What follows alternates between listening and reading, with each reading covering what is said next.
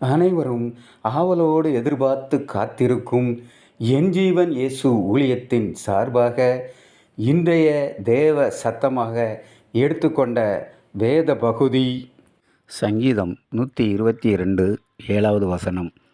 உன் அலங்கத்திற்குள்ளே சமாதானமும் உன் அரண்மனைக்குள்ளே சுகமும் இருப்பதாக.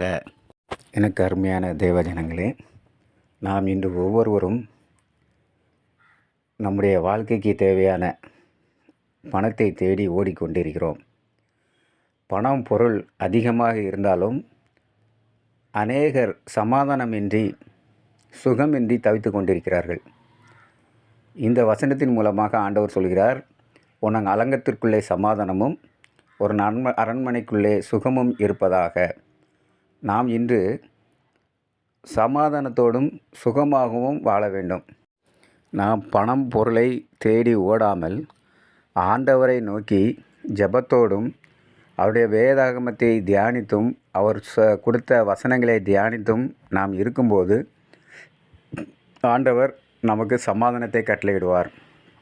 உன் அலங்கத்திற்குள்ளே சமாதானம். அலங்கம் என்பது ஒரு மதில் போன்ற ஒரு பாதுகாப்புடையது. நாம் ஆண்டவரை நோக்கி ஜெபம் செய்யும்போது நம்முடைய வீட்டை சுற்றிலும் ஒரு மதிலாக ஆண்டவர் பாதுகாப்பாக இருப்பார். அதுபோக நமக்கு சமாதானமும் சுகமும் அருளை செய்வார். நம்முடைய வாழ்க்கையில் நமக்கு மன நிம்மதியையும் சுகத்தையும் நமக்கு கொடுக்க காத்து கொண்டிருக்கிறார். நாம் செய்ய வேண்டியது ஒன்றே ஒன்றுதான். ஆண்டவரை நோக்கி பார்க்க வேண்டும். அவருடைய வேத வசனங்களை நாம் தியானிக்க வேண்டும். சங்கீத புஸ்தகத்தில் 1ஆம் அதிகாரத்தில் சொல்லும்போது, இரவும் பகலும் அவருடைய வேதத்தை தியானிக்கிற மனுஷன் பாக்கியவான். அப்போ நாம் அந்த வசனத்தை தியானித்து அவருக்கு நேராக ஜெபம் செய்ய வேண்டும். செய்யும்போது நமக்கு சமாதானத்தையும் சுகத்தையும் கொடுப்பதற்கு அவர் காத்து கொண்டிருக்கிறார். ஆமேன், ஆமேன்.